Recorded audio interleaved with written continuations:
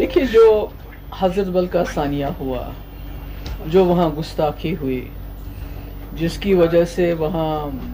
اس وقت میرے خیال میں 50 سے زیادہ لوگوں کے خلاف جو ہے ایف آئی آر دی گئی، کئی لوگوں کو ڈیٹین کیا گیا، لوگوں کے جذبات جو ہیں بہت زیادہ ہرٹ ہوئے اس سے. تو مجھے لگتا ہے کہیں نہ کہیں اس سے اٹینشن ڈائیورٹ کرنے کے لیے ایک ایم ایل اے کی قربانی، اس کو قربان کیا گیا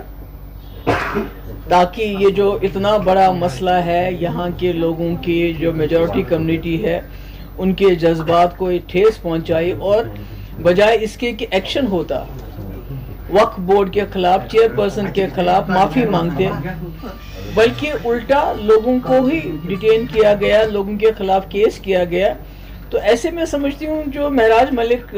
صاحب ہیں، ہو سکتا ہے انہوں نے کوئی زبان کی تلخی استعمال کی ہو، کوئی ایسے ایبیوسو لینگویج بھی ہو سکتا ہے، مگر کہیں بھی مطلب پبلک سیفٹی ایکٹ ایک ایم ایل اے وہ بھی لگانا، اور اس کے بعد اس لیے لگانا کہ اس نے کوئی تلخ کلامی کی، تو یہ تو سیدھے لگتا ہے کہ یہ کشمیر میں جو سچویشن ہو گئی تھی، جو لوگوں کے جذبات مجروح ہو گئے، جو یہاں پر حضرت بل میں ثانیہ ہوا، اس سے کسی نہ کسی طریقے سے اٹینشن ڈائیورٹ کرنا چاہتے تھے. اور آج جبکہ ڈوڑا میں سیلاب کی وجہ سے وہاں بھی بہت تباہی ہوئی ہے،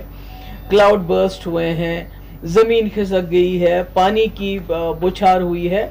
اس کی طرف دھیان دیا ہونا چاہیے، بلکہ الٹا وہاں جو ایم ایل اے اس کے بارے میں آواز اٹھاتا ہے، بات کرتا ہے، میں بھی اس کے سے 100 اختلاف ہو کہ اس کے طریقہ کار سے،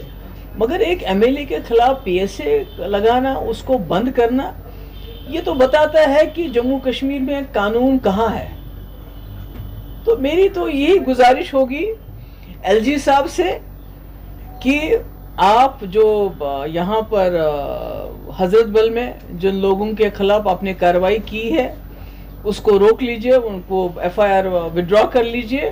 اور جلد سے جلد جو ایم ایل اے ڈوڑا ہے ان کو ریلیز کر لیجئے. ہو سکتا ہے انہوں نے تلخ کلامی کی ہو، سخت کلامی کی ہو، اس کے لیے جو پنشمنٹ ہے تو پی ایس اے تو نہیں ہے، جیل تو نہیں ہے،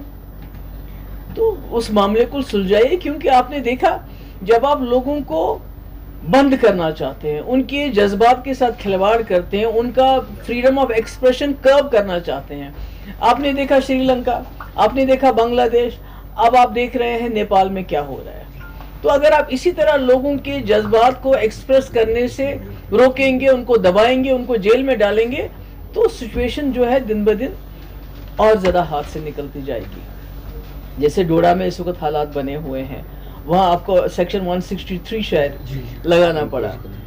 تو امپوز کرنا پڑا. تو میں سمجھتی ہوں کہ گورنر صاحب کو he should take کوگنیزنس of the situation on ground and take this thing کہ یہاں بھی جو لوگوں ڈیٹین کیے ہیں، یہ ایف آئی آر کی ہے، وہ وڈرا کر کے جلد از جلد جو ہیں جو وہاں ڈوڑا کے جو ایم ایل اے ہیں ان کو ریلیز کریں، اور یہ اس ماحول کو ٹھیک کرنے کی کوشش کریں.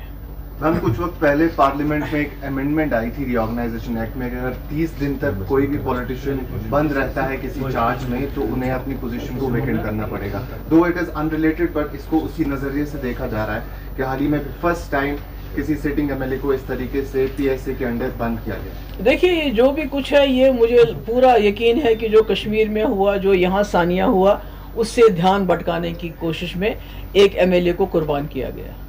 That's it. Thank you so much. Thank you.